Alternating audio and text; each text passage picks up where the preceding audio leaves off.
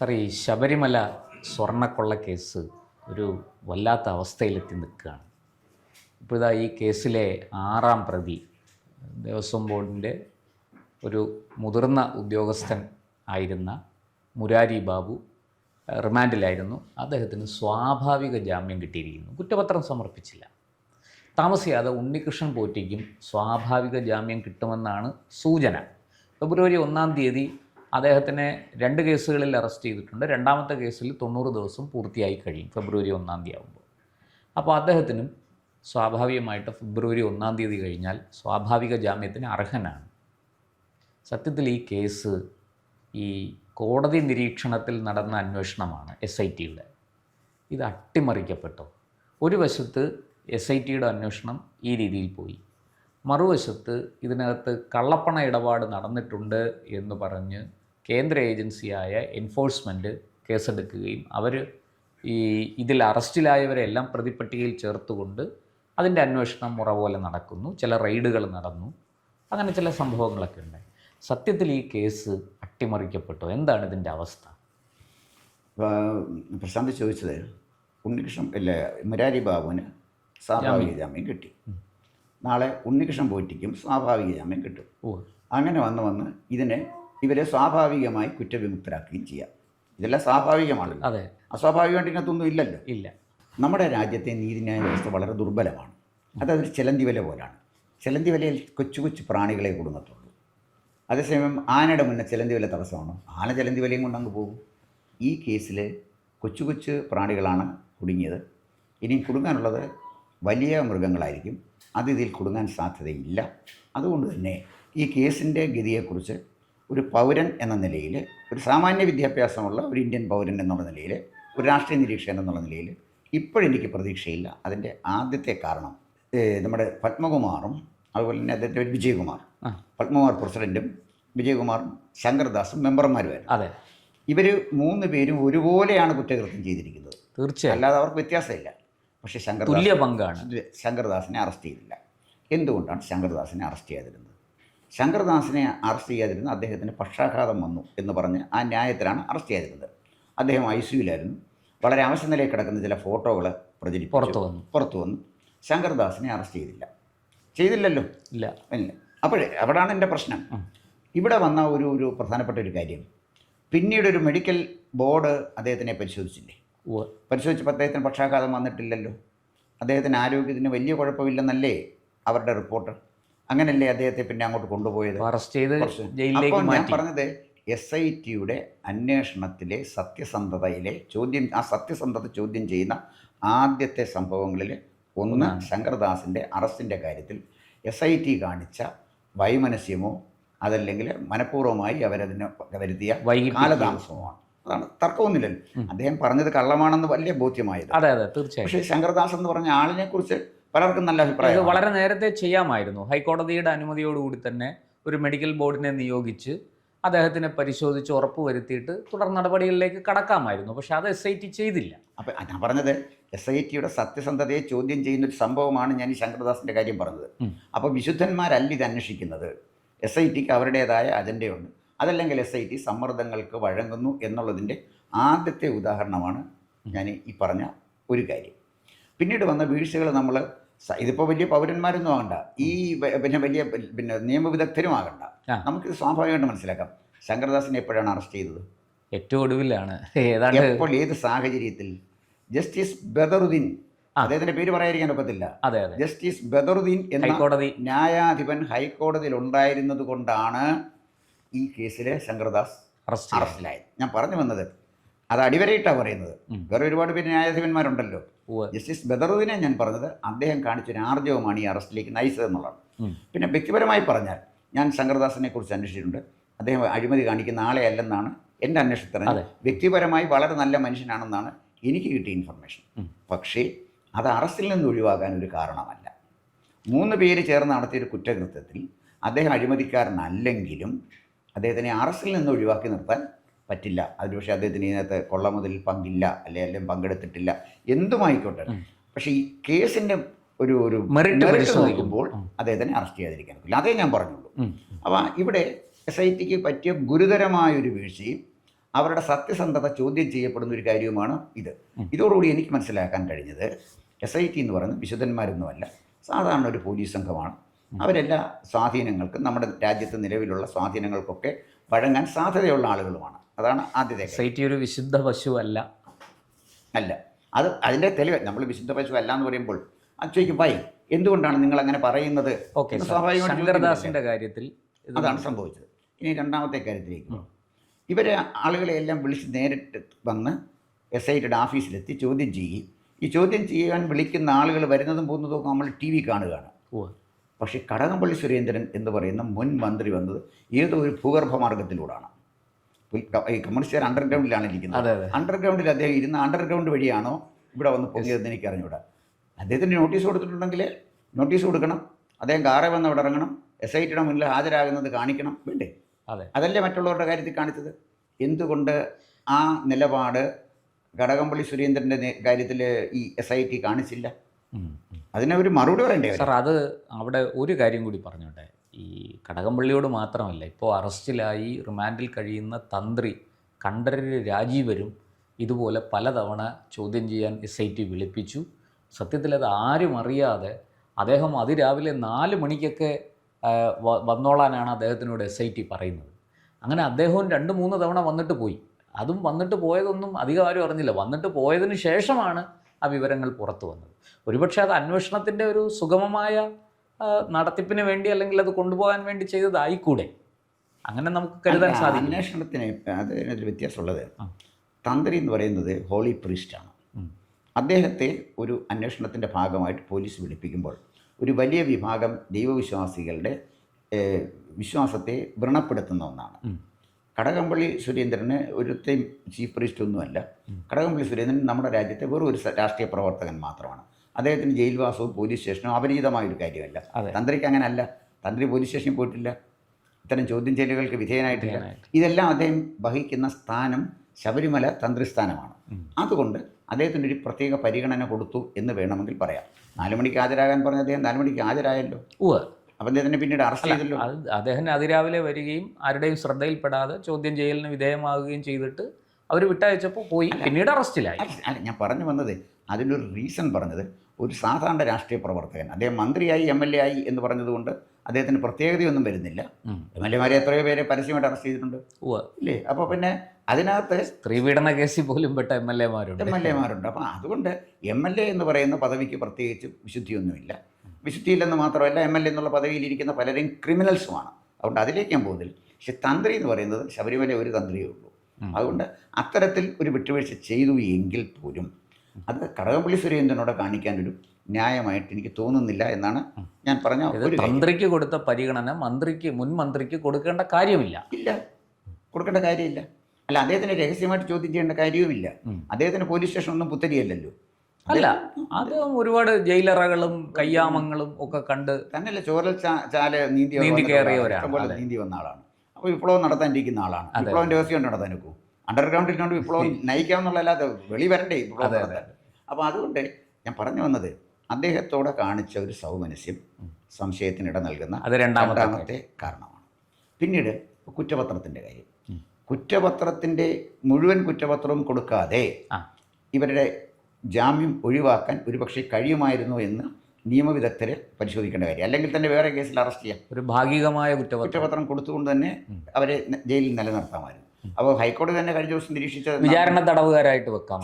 അല്ല, ഹൈക്കോടതി തന്നെ നിരീക്ഷിച്ചെന്താണ്, പത്മകുമാറിനെ പുറത്തുവിട്ടാൽ അദ്ദേഹം സാക്ഷികളെയും മറ്റ് കേസിനെ സ്വാധീനിക്കാൻ സാധ്യതയുണ്ട് എന്ന് പറഞ്ഞല്ലേ?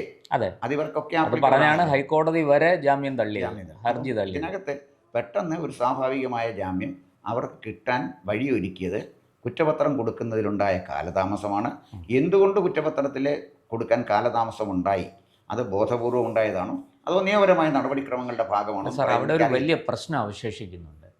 അത് മറ്റൊന്നുമല്ല, ഈ തൊണ്ടി മുതൽ കൃത്യമായിട്ട് കണ്ടെത്താനോ അതിനെക്കുറിച്ച് കൃത്യമായ ഒരു റിപ്പോർട്ട് കോടതിയിൽ സമർപ്പിക്കാനോ SITക്ക് ഇതുവരെ പറ്റിയിട്ടില്ല. അവർ ഈ പറയുന്നത് പോലെ സ്വർണം ഉരുക്കി എന്നൊക്കെ പറയുന്നതല്ലാതെ ഈ നമ്മളിപ്പോൾ ഇതിൻ്റെ കാലപ്പഴക്കം, ഈ പാളികളുടെ കാലപ്പഴക്കം നിർണ്ണയിക്കാൻ വേണ്ടി VSSCയുടെ ലാബിൽ പരിശോധനയ്ക്ക് അയച്ചു. അതിൻ്റെ റിസൾട്ട് പോലും വരാൻ എത്ര വൈകി? എന്തുകൊണ്ട് ഇത് വൈകി?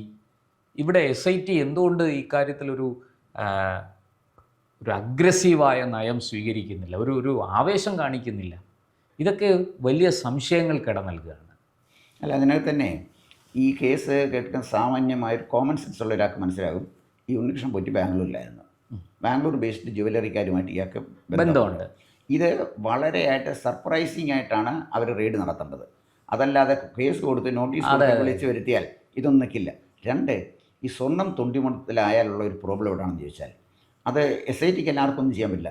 ഇത് ഉരുക്കിയതിൻ്റെ രൂപം മാറ്റിക്കഴിഞ്ഞാൽ പിന്നെ ആ ഉരുക്കിയ സ്വർണ്ണം എടുക്കാനേ പറ്റത്തുള്ളൂ. കള്ളന്മാർ തന്നെ മാല മോഷ്ടിച്ചുകൊണ്ട് പോകും. മോഷ്ടിച്ചുകൊണ്ട് പോയി കഴിഞ്ഞാൽ ഇത് ഇവന് കൊണ്ട് ഏതെങ്കിലും കടയിൽ കൊടുക്കും. അവരത് ഉരുക്കി വേറെ ആഭരണമാക്കും. അവിടെ ചെല്ലുമ്പോൾ തുല്യ തൂക്കമുള്ള ഒരു ആഭരണം ഇങ്ങനെ എടുക്കുകയാണ് പൊതുവെ പോലീസ് ചെയ്യുന്നത്. അതേ അക്കാര്യത്തിൽ ചെയ്യാൻ പറ്റുകയുള്ളൂ. ഒരു കാലത്ത് പിന്നെ കുപ്രസിദ്ധനായ ഒരു പോലീസ് ഓഫീസറുടെ പിന്നെ വരുമാന മാർഗം തന്നെ ഒരു കള്ളനെ പിടിച്ചിട്ടുണ്ട്. നിൻ്റെ കടയിൽ നിന്ന് പിന്നെ മോഷണം നീയാണ് പിന്നെ സ്വർണം വാങ്ങിച്ചതെന്ന് പറയുന്നു. നിന്നെ ഒഴിവാക്കുകയാണെങ്കിൽ കാശ് തരാൻ പറഞ്ഞ് വാങ്ങിക്കുന്ന ഒരാളുണ്ടായിരുന്നു. ഞാൻ പേരൊന്നും പറയുന്നില്ല. ഇപ്പോൾ സോഷ്യൽ മീഡിയയുടെ കാലത്തായതുകൊണ്ട് ഇന്ന ആളാണ് കുറ്റവാളി എന്ന് കാണിക്കാം, അയാളുടെ ചിത്രം കാണിക്കാം, അയാളുടെ വീട് കാണിക്കാം. അതിനൊക്കെ സൗകര്യം ഇപ്പോൾ ഉണ്ട്. അതുകൊണ്ട് തന്നെ ഈ അഴിമതിക്കാർക്കൊരു ഭയം ഈ സോഷ്യൽ മീഡിയയെ ഉണ്ട്. അപ്പം ഞാൻ പറഞ്ഞു വന്നത് ഇത് ഈ പിന്നെ സ്വർണത്തിൻ്റെ പ്രശ്നത്തിലുള്ള ഒരു കാര്യം ഇതാണ്. ഈ പിന്നെ ഉരുക്കി മാറ്റിയിട്ടുണ്ടെങ്കിൽ അത് മാറ്റാതെ തടയണമായിരുന്നുവെങ്കിൽ ഈ കേസിൻ്റെ ആദ്യഘട്ടത്തിൽ തന്നെ അവർ അവിടെ റെയ്ഡ് രഹസ്യമായി റെയ്ഡ് നടത്തിയിരുന്നുവെങ്കിൽ നഷ്ടപ്പെട്ടു പോയ ഈ ഒറിജിനൽ സാധനം കിട്ടുമായിരുന്നു. അത് കിട്ടാനുള്ള അവസരം നഷ്ടപ്പെടുത്തിയോ എന്ന് എനിക്ക് അറിയില്ല. സാധ്യതയുണ്ട്. അവിടെയും ഈ അന്വേഷണത്തിൽ ചില ഗൗരവതരമായ വീഴ്ചകൾ വന്നതായിട്ടാണ് എനിക്ക് തോന്നുന്നത്. സാർ, അതുപോലെ തന്നെ നമ്മൾ ഈ കടകംപള്ളിയെയും ഈ പറഞ്ഞ പോലെ അടൂർ പ്രകാശും ഈ ഉണ്ണികൃഷ്ണൻ പോറ്റിയുമായിട്ട് ഒരു ആത്മബന്ധമുണ്ട് എന്ന തരത്തിലുള്ള തെളിവുകളാണ് പുറത്തു വരുന്നത്. അവിടെ ഈ പറഞ്ഞത് കണക്ക് അത് പ്രതിപക്ഷ കക്ഷിയാണ് ഒക്കെ പറഞ്ഞിരുന്നാലും അവിടെയും SIT ഒരു മെല്ലെപ്പോക്കാണ്. അതുപോലെ തന്നെ നിലവിൽ നമുക്ക് ഇപ്പോഴിരിക്കുന്ന ദേവസ്വം ഭരണസമിതിക്ക് തൊട്ടു മുമ്പിരുന്ന ഭരണസമിതി PS പ്രശാന്ത്, അദ്ദേഹം പ്രസിഡൻ്റായിരുന്ന കാലത്ത് അന്നാണല്ലോ ഈ സ്വർണ്ണപ്പാളി ഇളക്കിയതും ഈ ജില്ലാ ജഡ്ജി കൂടിയായ സ്പെഷ്യൽ കമ്മീഷണർ ഇടപെടുകയും ഇത് കേസാവുകയൊക്കെ ചെയ്തത് അപ്പോഴാണല്ലോ. അതുപോലെ തന്നെ അദ്ദേഹത്തിൻ്റെ മുകളിൽ ഇരുന്ന മന്ത്രിയായ VN വാസവൻ, ഇവരെല്ലാം ഇത് ഒരു ചങ്ങല പോലെ ഇങ്ങനെ കണ്ണിയായിട്ട് പോവാണ്. ഇവിടെയൊക്കെ SIT അവരുടെ പരിമിതിയാണോ, അങ്ങ് നേരത്തെ സൂചിപ്പിച്ചതുപോലെ സമ്മർദ്ദമാണോ എന്നൊന്നും നമുക്കറിയില്ല. പക്ഷേ ഇവിടെ ഒരു വലിയ വീഴ്ച സംഭവിച്ചിരിക്കുന്നു. ഈ കേസ് അട്ടിമറിക്കപ്പെടും എന്നൊരു സംശയം ഇപ്പോൾ ശബരിമല ഭക്തരുടെ മാത്രമല്ല സാധാരണക്കാർക്ക് പോലും ഈ വിഷയത്തിൽ അങ്ങനൊരു വലിയ സംശയം ഉയർന്നിട്ടുണ്ട്. ഇനി ഇതിനെന്താണ് പരിഹാരം? ഈ പറഞ്ഞതുപോലെ ഈ SITയുടെ അന്വേഷണം മുന്നോട്ട് പോകുന്നതിലാണോ, അതോ വേറൊരു ഏജൻസി, കേന്ദ്ര ഏജൻസി CBI പോലുള്ളൊരു ഏജൻസി അന്വേഷിക്കുന്നതാണോ? നിലവിലെ ED അന്വേഷണം കൊണ്ട് എന്തെങ്കിലും പ്രയോജനമുണ്ടാകുമോ? എന്താണ് അങ്ങേക്ക് തോന്നുന്നത്? ഇവിടെ ഈ കേസിൻ്റെ കാര്യത്തിനകത്ത് ഒരു ഉദാഹരണം പറയാം. ശബരിമല ഈ മോഷണം കുറേ കാലമായിട്ട് നടക്കുന്നതാണ്. ഒരു ജില്ലാ ജഡ്ജി അവിടെ വന്നപ്പോൾ, അതും ആർജവമുള്ള ഒരു ജില്ലാ ജഡ്ജി വന്നപ്പോഴാണല്ലോ അവിടെ നടന്നിരുന്ന കൊള്ളയെക്കുറിച്ച് ഹൈക്കോടതി അറിഞ്ഞത്. അതെ, അതിന് മുമ്പും ആളുണ്ടായിരുന്നല്ലോ. അദ്ദേഹം എന്ത് ചെയ്യായിരുന്നു? അദ്ദേഹത്തിൻ്റെ സമയത്ത് ഇതൊക്കെ നടന്നില്ലേ? എന്ന് പറഞ്ഞാൽ വീഴ്ച പറ്റിയ ആളുകൾ ഉയർന്ന പദവിയിൽ, ജില്ലാ ജഡ്ജിയുടെ പദവിയിരുന്ന ഏതോ ഒരാൾക്കും വീഴ്ച പറ്റിയല്ലോ. അദ്ദേഹം കാര്യമായിട്ട് ശ്രദ്ധിച്ചില്ല എന്നാണ്. അതല്ല, അതൊരു എക്സ്ക്യൂസാണ്. അദ്ദേഹത്തിന് ചുമതല കൊടുത്ത കാര്യം അദ്ദേഹം കാര്യമായിട്ട് ശ്രദ്ധിച്ചില്ല. ഇപ്പോഴത്തെ ജഡ്ജി കാര്യമായിട്ട് ശ്രദ്ധിച്ചല്ലോ. അതെന്താണ്? അപ്പോൾ കാര്യമായി ശ്രദ്ധിക്കുന്ന ജഡ്ജിയും അതിനകത്ത് സാർ ഗുരുതരമായൊരു കുറ്റമുണ്ട്. ഈ ഹൈക്കോടതിയുടെ നിർദ്ദേശം ലംഘിച്ചു, ഹൈക്കോടതി ഉത്തരവ് ലംഘിച്ചു, ഹൈക്കോടതി വിധി ലംഘിക്കുക എന്ന് പറഞ്ഞാൽ അത് കോടതിയെ ലക്ഷ്യമാണ്. കോടതിയുടെ അനുമതി കൂടാതെ ഇതൊന്നും പുറത്തേക്ക് കൊണ്ടുപോകരുത്, ശബരിമലയിൽ ഒരു കാര്യവും ചെയ്യരുത് എന്ന് കോടതി കർശനമായ നിർദ്ദേശം കൊടുത്തിട്ടുണ്ട്. അതിനെയാണ് ഇവരെല്ലാം ലംഘിച്ചത്. ഈ കടകംപള്ളിയുടെ കാലത്തും വാസവൻ്റെ കാലത്തും പത്മകുമാറിൻ്റെ കാലത്തും വാസുവിൻ്റെ കാലത്തും പിന്നീട് PS പ്രശാന്തിൻ്റെ കാലത്തും ഒക്കെ ലംഘിച്ചത് ഹൈക്കോടതി വിധി കാറ്റിൽ പറത്തിക്കൊണ്ടാണ് ഇവരെല്ലാം ഇത് ചെയ്തിരിക്കുന്നത്. അല്ല, ഇതിനകത്ത് പിന്നെ പ്രശ്നം മറ്റൊരു വശമുള്ളത്, ഇതിനകത്ത് ഇപ്പോൾ ഇവർ പറയുന്ന ഒരു കാര്യം, അതായത് പിന്നെ പോറ്റി കയറ്റി പ്രശ്നമുണ്ടായിരുന്നുണ്ട്. പോറ്റി നമ്പർ 10 സബ്ദാർജംഗിൽ കയറ്റിയതാരാണ്? എന്തിന് പോറ്റി സോണിയാഗാന്ധിയെ കണ്ടു? അതൊരു ചോദ്യമാണ്. അത് വളരെ പ്രധാനപ്പെട്ട ചോദ്യമല്ലേ? സോണിയാഗാന്ധി ഇപ്പോൾ ഒരു ഹിന്ദുമത വിശ്വാസിയായിരുന്നെങ്കിൽ പോറ്റിയെ വിളിച്ചിട്ട് പൂജ ചെയ്യാനാണെന്ന് പറഞ്ഞാൽ നമുക്കങ്ങ് മനസ്സിലാക്കാം. അല്ലല്ലോ, അവർ പിന്നെ കത്തോലിക്ക വനിതയാണ്. അവരിപ്പോഴും ആ വിശ്വാസത്തിൽ ഉറച്ചു നിൽക്കുന്ന ആളാണ്. പിന്നെ എന്തിന് പോറ്റി? എന്താണ് പോറ്റിയെ അടൂർ പ്രകാശ് ഈ പിന്നെ സോണിയാഗാന്ധിയുടെ അടുത്തേക്ക് കൊണ്ടുപോകുവാൻ കാരണമായി മാറിയത്. രാഷ്ട്രീയക്കാരൻ ഒരാളെയും കൊണ്ട് ഒരു നേതാവിനെ കാണാൻ പോകണമെങ്കിൽ രണ്ട് കാരണങ്ങളുണ്ട്. ഒന്ന്, ഈ കൊണ്ടുപോകുന്ന ആൾക്ക് എന്തെങ്കിലും സാധിച്ചു കൊടുക്കാനായിരിക്കണം പോകുന്നു, അല്ലേ?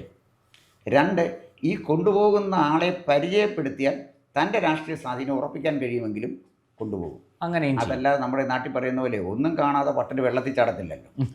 അല്ല, ചുമ്മാ മണ്ടന്മാരൊന്നും അല്ലല്ലോ ഇവർ ഈ പുളിമാത്തുള്ള ഒരു ഉണ്ണികൃഷ്ണൻ പോറ്റിയെ സോണിയാഗാന്ധിയെ കാണിക്കത്തക്ക വിധത്തിലുള്ള പ്രത്യേകത എന്താണ് അത് പറയണ്ടേ? അതിന് മറുപടി പറയണ്ടേ? ഞങ്ങൾ ഇന്ന കാര്യത്തിനാണ് പോറ്റിയും കൊണ്ട് സോണിയാഗാന്ധിയുടെ അടുത്ത് പോയത് എന്ന് പറയാൻ ഇവർ യുക്തിസഹമായ ഉത്തരം കിട്ടുന്നില്ല, ഒന്നും കിട്ടിയിട്ടില്ല. എന്ന് പറഞ്ഞാൽ ഇവർക്ക് ഈ സ്വർണ്ണക്കൊള്ളയെക്കുറിച്ച് പറയാൻ കോൺഗ്രസിനുള്ള അവകാശം നഷ്ടപ്പെട്ടിരിക്കുന്നു. കാരണം ഈ കേസിലെ മുഖ്യപ്രതിയായ ഉണ്ണികൃഷ്ണൻ പോറ്റിയെ കോൺഗ്രസിൻ്റെ പഴയ AICC പ്രസിഡൻറ്റും ഇന്നും കോൺഗ്രസിൻ്റെ ജീവാത്മാവും പരമാത്മാവുമായിരിക്കുന്ന സോണിയാഗാന്ധിയുടെ വീട്ടിൽ കൊണ്ടുപോയതിന് 4 ആൾ കേട്ടാൽ ശരിയെന്ന് തോന്നുന്ന ഒരു ന്യായം പറയാൻ കോൺഗ്രസ്സുകാരന് കഴിഞ്ഞിട്ടില്ല. അതൊരു വസ്തുതയല്ലേ? തീർച്ചയായിട്ടും. നമുക്കിതിനകത്ത് രാഷ്ട്രീയമൊന്നുമില്ല. ആര് കൊണ്ടുപോയി എന്ന് പറഞ്ഞാലും അതിന് തീർച്ചയായിട്ടും അടൂർ പ്രകാശ് മറുപടി പറയേണ്ടതാണെന്ന് തന്നെയാണ് എനിക്ക് തോന്നുന്നത്. ഞങ്ങളുടെ സോണിയാഗാന്ധിയുടെ വീട്ടിൽ കൊണ്ടുപോയി അതിൻ്റെ കാരണത്തിനാണ് എന്ന് പറയണം. അല്ലാതെ ചുമ്മാതെ അവിടെ പോയി സോണിയാഗാന്ധി ഒന്ന് കാണണമെന്ന് ഉണ്ണികൃഷ്ണൻ പോയിട്ടിക്ക് ആഗ്രഹം തോന്നി കൊണ്ടുപോയി കാണിച്ചാന്ന് പറയുന്നതിന് എത്ര ബാലിശമായ ഒരു കാര്യമാണ്. അപ്പോൾ സോണിയാഗാന്ധിയുടെ അടുത്ത് ഉണ്ണികൃഷ്ണൻ പോറ്റി പോയതിൽ പിന്നിൽ എന്തോ കാര്യമുണ്ട്. 2, ഈ സ്വർണ്ണപ്പാളി മാത്രമേ അവിടുന്ന് പോയിട്ടുള്ളൂ. ശബരിമലയിലെ നൂറ്റാണ്ടുകൾക്ക് മുമ്പുള്ള ക്ഷേത്രമാണവിടെ. ശബരിമല 950 ശബരിമല നശിപ്പിക്കപ്പെട്ടു, തീ വെച്ചു. ആ കാലഘട്ടത്തിലും അവിടെ ചില വിഗ്രഹങ്ങളൊക്കെ ഉണ്ടായിരുന്നു. പ്രധാനപ്പെട്ട സാങ്ക്ടം സാങ്ക്ടോറിയത്തിലുള്ള അയ്യപ്പ വിഗ്രഹത്തിനെ അത് തടച്ചുടച്ചു. എങ്കിലും അവിടെ ചില ഉണ്ടായിരുന്ന വിഗ്രഹങ്ങൾ, നൂറ്റാണ്ടുകൾ പഴക്കമുള്ള വിഗ്രഹങ്ങൾ അവിടെ നിന്ന് മോഷണം പോയിട്ടുണ്ടോ? ഞാനത് പറയാനുള്ളൊരു കാരണം, സോണിയാഗാന്ധിയുടെ സഹോദരി അനുഷ്ക മൈനോ എന്നാണ് തോന്നുന്നു പേര്. അലക്സാണ്ട്രിയ, അങ്ങനെ ഒരു നീണ്ട പേരാണ്. അനുഷ്ക മൈനോ എൻ്റെ ഓർമ്മ പറയുന്നതാണ്. അപ്പോൾ അവർക്ക് ഈ ആൻറ്റിക് സാധനങ്ങൾ വിൽക്കുന്ന ബിസിനസ് ഉണ്ട് എന്ന് പറയപ്പെടുന്നു. ഇത് പറയപ്പെടുന്നതാണ്. അപ്പോൾ അത്തരം എന്തെങ്കിലും ഇൻട്രസ്റ്റ് ഇതിനകത്ത് വന്നിട്ടുണ്ടോ? ഇത്തരം ചില കച്ചവടത്തിൽ ഏർപ്പെട്ടിരിക്കുന്ന ആളാണ് റോബർട്ട് വാദ്ര എന്ന് പറയുന്ന സോണിയാഗാന്ധിയുടെ മരുമകനും പ്രിയങ്ക ഗാന്ധിയുടെ ഭർത്താവും. അപ്പോൾ അവരെന്തെങ്കിലും കേസിൽ എന്തെങ്കിലും തരത്തിൽ ഇൻവോൾവ് ചെയ്തു. കാരണം ഉണ്ണികൃഷ്ണൻ പോറ്റിക്ക് അല്ലാതൊരു സാധ്യത ഞാനവിടെ കാണുന്നില്ല. നമ്പർ 10 സബ്ദാർജെങ്കിൽ എന്തിന് ഉണ്ണികൃഷ്ണൻ പോറ്റി പോയി? സോണിയാഗാന്ധിക്ക് അവിടെ പോയി പിന്നെ ഒരു കയ്യിലൊരു ചരട് കിട്ടുന്നു. അതല്ലെങ്കിൽ അവർക്ക് വേണ്ടി മൃത്യുഞ്ജയ ഹോമം നടത്താനാണ് പോയത്. അത് പറഞ്ഞാൽ മതിയല്ലോ. സോണിയാഗാന്ധി 1000 ആരോഗ്യങ്ങൾക്കായിട്ട് ഞങ്ങളൊരു പൂജ നടത്താൻ പോയി. കരുണാകരൻ ക്ലിഫ് ഹൗസിൽ പൂജ നടത്തിയിട്ടുണ്ടല്ലോ. അതിനുള്ള തെറ്റെന്താ? അതിനകത്ത് തെറ്റൊന്നുമില്ല. അപ്പോൾ അവിടെ പോയി പൂജ നടത്തുന്നതിനകത്തൊരു തെറ്റില്ല. പൂജ നടത്താൻ പോയി എന്ന് പറയണ്ടേ? അത്രയും സത്യസന്ധത കാണിക്കണ്ടേ? അപ്പോൾ എന്ന് പറഞ്ഞാൽ നമ്മുടെ ഈ സ്വർണ്ണക്കൊള്ളയ്ക്ക് നമ്മൾ കാണുന്ന മാനമല്ല ഉള്ളത്, വളരെ വലിയ മാനമുണ്ട്.